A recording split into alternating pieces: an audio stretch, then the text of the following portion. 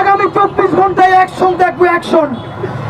সাল্লাল্লাহু ছিঁড়ে ফেলাইতে হবে খানকির। বাংলাদেশের অস্তিত্ব থাকবে না যদি গোপালগঞ্জ বাইতে থাকে।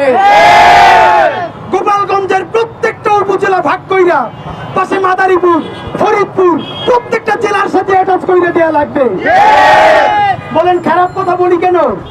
দিল্লিতে বৈশা প্রকাশ্য দিবালোকে হামলা কইরা আমার ভাইরে খুন করার চেষ্টা নেওয়া যায়, এইটা অশ্লীলতা না?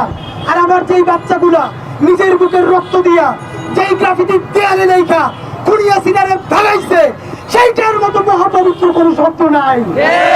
সুতরাং আগামী 24 ঘন্টার মধ্যে আমরা যদি গোপালগঞ্জে ছাপা ছাপা হইয়া যাইতে না দেখি, আগামী শুক্রবার হাজার হাজার মানুষ নিয়ে গোপালগঞ্জের উদ্দেশ্যে লং মার্চ ঘোষণা করেছি।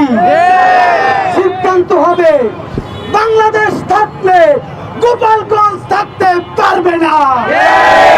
গোপালগঞ্জের শান্তিপূর্ণ সমাবেশে একের পরে এক মোদি লীগের, দিল্লি লীগের শুয়োরের বাচ্চারা হামলা করেছে।